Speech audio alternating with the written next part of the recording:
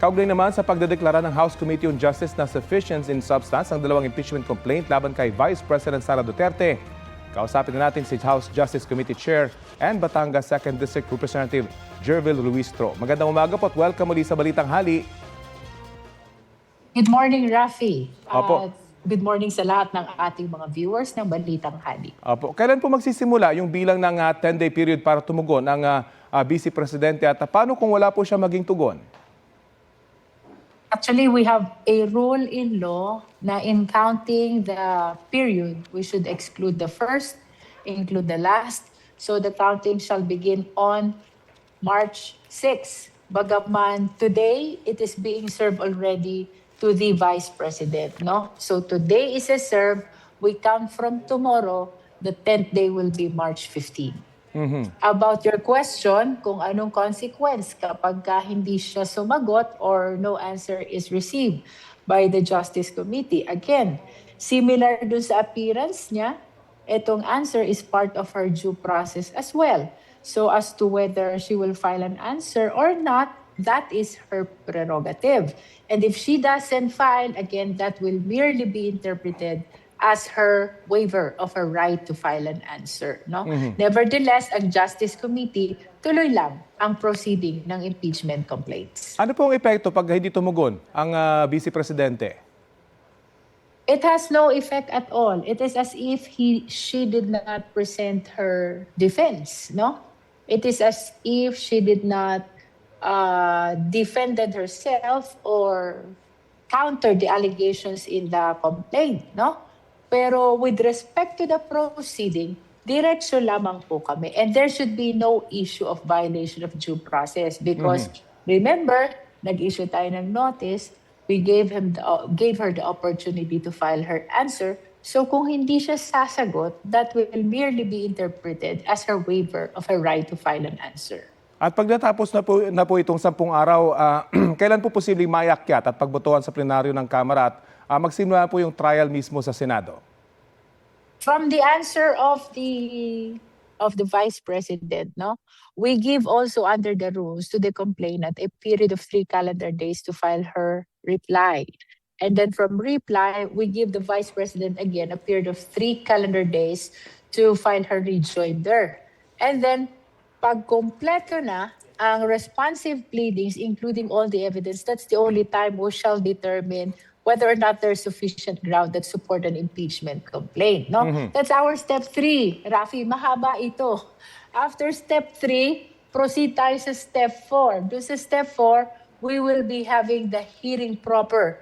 Iimbitahan na natin yung complainants, witnesses, and even the respondent to provide their testimony before the Justice Committee. No? So ganun din yun. Pag hindi dumating si Vice President sa hearing proper, it will merely be interpreted as a waiver of a right to be present during the hearing. No? After the hearing proper, our step 5, the Justice Committee members shall vote on whether or not there is probable cause that support the impeachment complaint. Whatever our decision is, we will be writing this in a committee report which we will forward to the plenary for approval of at least 1/3 of all the members of the House. Kapag nakuha ng impeachment complaint itong botong ito, 1/3 of all the members of the House, no? This will warrant the transmittal of the impeachment complaint or the articles of impeachment to the Senate, and that is for trial. Okay. Rafi? Malinaw po. Pero may epekto po ba sa impeachment case yung pagsasampa ni VP Sara ng reklamong perjury laban kay Ramil Madriaga? Paano po i-appreciate dapat ito ng komite?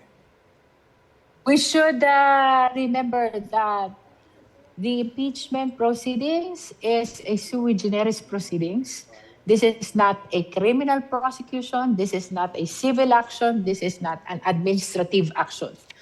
Yung kay Ramil Madriaga, that is a criminal prosecution which was filed by the Vice President against Ramil Madriaga. As to whether or not may epekto ba ito dito sa aming impeachment proceedings, at this stage, wala. We will simply proceed to the impeachment proceeding, no? Pero kung ma-convict nila si Ramil Madriaga dito sa perjury, somehow it will affect the veracity of the testimonies which he provided in his affidavit. Mhm.